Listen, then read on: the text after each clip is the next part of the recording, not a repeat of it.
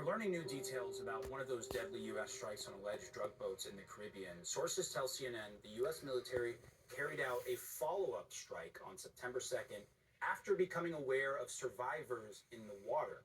The sources tell us that prior to the strike, Secretary of Defense Pete Hegseth had ordered the military to ensure everyone on board was killed.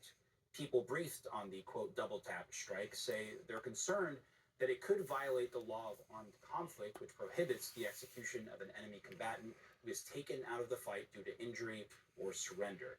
Now, since September, as you're seeing on your screen here, the U.S. military has carried out at least 21 known strikes on suspected drug trafficking boats, killing at least 83 people.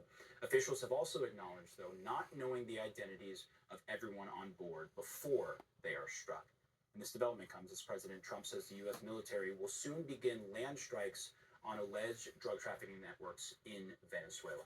I want to bring in Beth Stanner, a CNN national security analyst and former deputy director of national intelligence. Thank you for taking the time. I just want to start with getting your reaction to the reporting we have here that double tap strikes were ordered to make sure everybody on board was killed. Right. If this is true, yeah, it's really shocking. Yeah. You know, I was thinking about this in the context of Ukraine. And right now, Russian soldiers are being accused of war crimes and their cases in the International Court of Justice because they're killing prisoners, Ukrainian armed combatants who are prisoners, and they're killing them instead of, keeping them as prisoners. So, I mean, here we have an example of an actual war and war crimes accusation. So here, what does this do, in terms of U.S. moral authority? There's reporting this week of Israel of IDF soldiers killing Palestinian prisoners, Hamas prisoners. How can we go to Israel and say, like, you shouldn't have done that? Or Russia? Yeah. This arena is, we've been talking a lot about Venezuela on a number of fronts. Obviously, there are these efforts that the administration says they're going after drug trafficking boats. There is the not so subtle pushes against Nicolas Maduro that President Trump has been leading. But the president also says that land action would now be part of the administration's effort to deter Venezuelan drug traffickers. I just wonder what you think about that threshold being crossed here. It's a big threshold, yeah, right? I mean, right now we're in international waters, but when you're talking about strikes in a sovereign country against,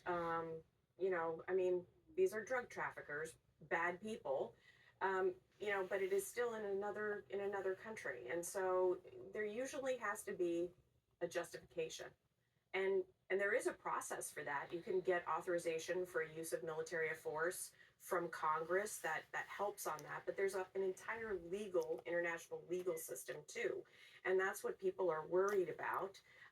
Kind of in this context of the video that the Democratic senators put out recently about defying illegal orders, and the question about whether people who are conducting them could be subject to being prosecuted. Yeah. So I think that there's a lot involved here. I do wonder, though, whether President Trump actually will do it, or whether we're just kind of in this game of chicken. I was thinking about this because he has this quote that he said in another context about, waiting until the very last minute to make a decision about conducting such an activity because, in war, things change. That's the quote. And so, sometimes we don't really know where we're out there up to that line, yeah, of the last minute, or whether we're still in this kind of pressure campaign trying to see if something will happen inside Venezuela, whether this kind of pressure will generate activity to oust Maduro. Well, I was going to say, a lot of people are looking at, okay, is this all part of an encroachment effort to oust Nicolas Maduro, who President Trump has said his days are numbered. Earlier this week, the president designated Venezuelan President Nicolas Maduro and his government allies as members of a foreign terrorist organization. I just wonder, we've got these individual sort of storylines popping up.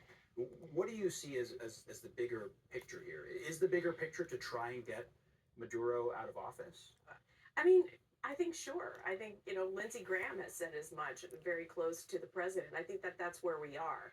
But I don't think that necessarily means that he's willing to use military force directly in terms of trying to do that, whether Sure. to snatch him or to kill him.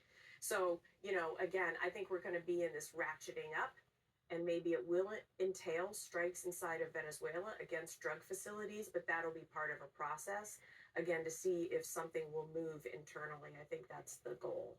Yeah. Beth Sanner, always appreciate your insight, especially on a story